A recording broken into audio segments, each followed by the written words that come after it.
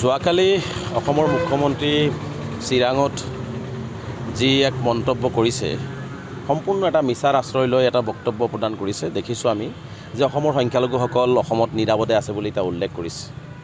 মুখ্যমন্ত্ৰী ডাঙৰীয়াই আচলতে এইটো সম্পূৰ্ণ এটা মিছাৰ আশ্ৰয় লৈছে আৰু অসমত সংখ্যালঘুসকল নিৰাপদ নহয় কাৰণে অসমৰ পৰা গৈ দিল্লীত আমি মহামান্য উচ্চতম ন্যায়ালয়ৰ মুখ্য ন্যায়াধীশগৰাকীক আমি পত্ৰ প্ৰেৰণ কৰিছোঁ। ভাৰতৰ প্ৰধানমন্ত্ৰীক আমি লিখিত আকাৰে জনাইছোঁ, গৃহমন্ত্ৰীক জনাইছোঁ, আমি ৰাষ্ট্ৰীয় মানৱ অধিকাৰ আয়োগ জনাইছোঁ, শিশু অধিকাৰ আয়োগ জনাইছোঁ, আমি মহিলা সুৰক্ষা অধিকাৰ আয়োগক জনাইছোঁ যে অসমৰ সংখ্যালঘুসকলে এই মুহূৰ্তত হিমন্ত বিশ্ব শৰ্মাৰ চৰকাৰৰ নেতৃত্বত নিৰাপদ নহয়। তেওঁ যধে মধে মানুহক, ভূমিহীন মানুহক ভূমি প্ৰদানৰ পৰিৱৰ্তে তেওঁলোকৰ অন্য বস্তু আৰু বাসস্থান যি মৌলিক অধিকাৰ ভাৰতীয় সংবিধান সেইখিনি দিয়াৰ পৰিৱৰ্তে তেওঁলোকক বুলডোজাৰ লগাই ঘৰ বাৰী ভাঙি তেওঁলোকক বেঘৰ কৰি আছে। কেতিয়াবা তেওঁ যধে মধে পুলিচৰ জৰিয়তে গুলীচালনা কৰি তেজৰ নৈ বোৱাই সংখ্যালঘু ৰাইজক এটা আতংকময় পৰিৱেশৰ মাজত জীয়াই ৰখাৰ চেষ্টা চলাইছে।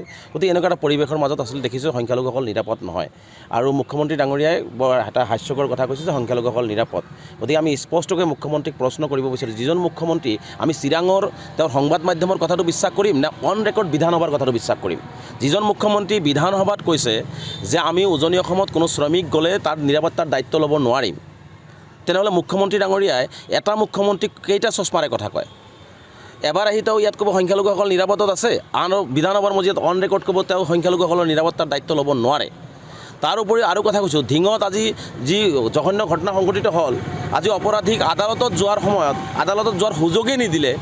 আজি আৰক্ষীৰ হাতত তেওঁলোকে পানীত পৰি আসামী মৃত্যু হ'ল। সি দোষী নিৰ্দোষী সি আদালতত ক'বই নোৱাৰিলে আৰু তাক মুকলি আকাশৰ তলত শাস্তি বিহিব নোৱাৰিলে। আজি আৰক্ষীৰ হাততো মানুহ আসামীও নিৰাপদ নহয়।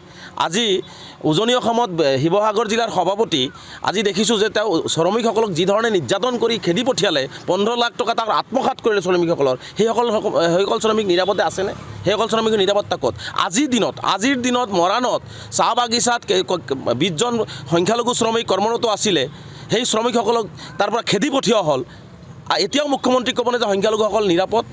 আজি জাহাংগীৰক দিন দুপৰতে আজি ঢকুৱাখানাত জীৱনতে জ্বলাই দিয়া হ'ল, তাৰপিছতো মুখ্যমন্ত্ৰী ক'বনে যে সংখ্যালঘুসকল নিৰাপদ?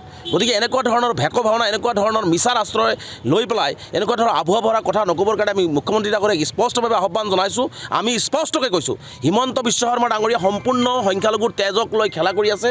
সংখ্যালঘুৰ তেজৰ নৈ বোৱাই পেলাই তেওঁ আচলতে ৰাজনীতি কৰি তেওঁৰ গাদী ৰক্ষা কৰিব বিচাৰি আছে। তেওঁ পুলিচৰ ক্ষমতা ব্যৱহাৰ কৰিছে, তেওঁ বন্দুকৰ ক্ষমতা ব্যৱহাৰ কৰি পেলাই সংখ্যালঘুসকলক তেওঁ অসমৰ মানচিত্ৰৰ পৰা তিলকে নিক্ষেপ কৰাৰ এটা ষড়যন্ত্ৰত লিপ্ত হৈছে। গতিকে মুখ্যমন্ত্ৰী ডাঙৰীয়াৰ এনেকুৱা কথাক আমি কোনো পদ্ধতিতে মানি ল'ব নোৱাৰোঁ। সেইকাৰণে আমি মহামান্য উচ্চতম ন্যায়ালয়ৰ পৰা আৰম্ভ কৰি ভাৰতৰ প্ৰধানমন্ত্ৰীৰ পৰা আৰম্ভ কৰি সকলোৰে ওচৰত আমি ন্যায় বিচাৰি নিৰাপত্তা বিচাৰি আবেদন কৰিছোঁ আৰু আমি আশাবাদী হৈ আছোঁ যে অসমৰ সংখ্যালঘুসকল দিনক দিনে আজি কম্পমান হৈ পৰিছে।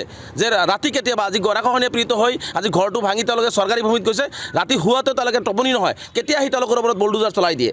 আজি সোণাপুৰত যি উচ্ছেদ কৰিলে ট্ৰাইবেল বেলবিলাকত, আজি 700 ছাত্ৰ ছাত্ৰীৰ যে শিক্ষাৰ ভৱিষ্যত অন্ধকাৰ ঠেলি দিলে, সেইসকল শিক্ষাৰ নিৰাপত্তা মুখ্যমন্ত্ৰীয়ে লৈছেনে? আজি ধলপুৰত, আজি নগাঁৱত, আজি হোজাইত আজি 3000 ছাত্ৰতে 2 বছৰৰ পৰা উচ্ছেদ কৰি পেলাই তেওঁলোকক যে শিক্ষাৰ পৰা বঞ্চিত কৰিলে, সেই শিক্ষাৰ নিৰাপত্তা তেওঁ লৈছেনে? গতিকে তেওঁ শিক্ষা, ৰাজনৈতিক, সামাজিক সকলো নিৰাপত্তাৰ পৰা তেওঁ আচলতে আঁতৰি আছে আৰু সংখ্যালঘুসকলক তেওঁ তিলকে ধ্বংসৰ মুখলৈ ঠেলি দি আছে। গতিকে এইটো আমি কোনো পদ্ধতিতে সহজভাৱে মানি নলওঁ আৰু মুখ্যমন্ত্ৰীক এনেকুৱা কথা নক'বৰ কাৰণে মই পুনৰবাৰ স্পষ্টভাৱে আহ্বান জনাইছোঁ। আৰু মুখ্যমন্ত্ৰীৰ এনেকুৱা ধৰণৰ সংখ্যালঘুক নিধনযোগ্য, সংখ্যালঘুক বেঘৰ কৰা, সংখ্যালঘুৰ ওপৰত নিৰ্মম অত্যাচাৰ কৰা, আমি যিহেতু আৰ্জি দিছোঁ, এইবিলাক যদি কোনো ধৰণৰ ন্যায় আমি নাপাওঁ, আমি গণতান্ত্ৰিকভাৱে আমি ৰাজপথত আমি ওলাই আহিম আৰু তাৰ বাবে যদি কোনো অপ্ৰীতিকৰ পৰিস্থিতি সম্পূৰ্ণ মুখ্যমন্ত্ৰী জগৰীয়া হ'ব। আৰু লগতে মুখ্যমন্ত্ৰীয়ে আৰু এটা কথা স্পষ্টকৈ কৈছে যে আমছুৱে এটা অৰাজনৈতিক ছাত্ৰ সংগঠন, গণতান্ত্ৰিক ছাত্ৰ সংগঠন। গতিকে ইয়াত গণতান্ত্ৰিকভাৱে আমি কথা কমেই, গণতান্ত্ৰিকভাৱে আমাৰ অধিকাৰৰ কাৰণে কম। তাত আমাক জেলৰ ভয় দেখুৱাই, আমাক পুলিচৰ লাঠিৰ কোব দেখুৱাই 1980 চনৰ পৰা অবিৰতভাৱে অসমখনৰ কাৰণে, অসমৰ সংখ্যালঘু জনগণৰ কাৰণে, অসমৰ আৰ্থসামাজিক উন্নয়নৰ কাৰণে সদৌ অসম সংখ্যালঘু ছাত্ৰ উন্নয়ন মাত মাতি আহিছে আৰু মাত মাতি যাব। তাত আমাক লাঠিৰ ভয় দেখুৱাই, বন্দুকৰ ভয় দেখুৱাই, পুলিচৰ ভয় দেখুৱাই লাভ নাই।